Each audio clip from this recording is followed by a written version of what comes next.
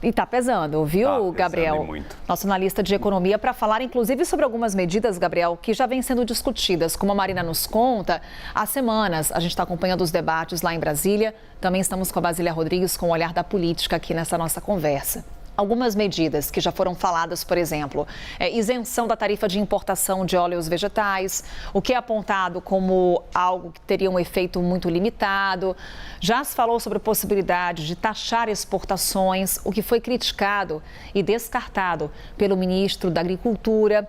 O que pode, Gabriel, de fato ser adotado pelo governo federal para pôr fim, pelo menos, a essa trajetória ascendente? Olha, é difícil por fim, tá, Carol? Já adianto que essa briga da inflação de alimentos não tem uma solução rápida. Os alimentos, eles demoram muito para ser produzidos. Alguns dos principais do nosso dia a dia, eles têm um ciclo de produção muito alongado. Não é o caso do ovo, por exemplo. O ovo, ele é muito volátil porque a produção dele é muito rápida. Então, os custos, eles impactam algumas safras ou outras de produtos que saem das granjas, mas rapidamente, se os problemas forem corrigidos, eles conseguem voltar ao valor original, ao padrão que nós temos aqui no nosso dia a dia. Mas a maioria dos alimentos tem um ciclo de produção muito longo. Então, qualquer medida que a gente tem que tomar, a gente tem que tomar rápido para ter efeito daqui a algum tempo. Então, este ciclo por preço dos alimentos, ele demora muito para ser solucionado. Não tem solução rápida, depende de qual briga o governo vai querer comprar. Por exemplo,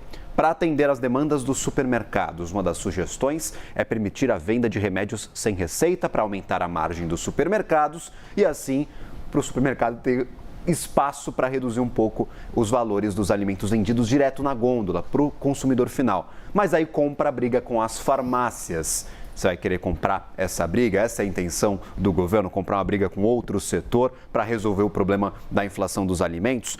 Outra sugestão do grupo de supermercados, mexer com vale alimentação e vale refeição. Só que aí você vai comprar uma briga com as empresas que já tradicionalmente prestam estes serviços. Há um problema, por exemplo, da discussão da portabilidade destes serviços. As tradicionais, elas dizem que a concorrência pode encarecer o custo para o lojista. Defendem o seu. E as novas empresas que estão tentando entrar nesse mercado, mas têm muita dificuldade, elas dizem que a competição vai ser muito benéfica, pode reduzir os custos. Então, qual briga que o governo vai estar disposto a comprar para tentar resolver estes problemas? Claro, todas essas medidas podem ter efeitos marginais, mas o centro da discussão ele é outro, é uma questão estrutural. Os alimentos não estão ficando caros só aqui no Brasil, eles ficam caros em outros países da América Latina e também no restante do mundo.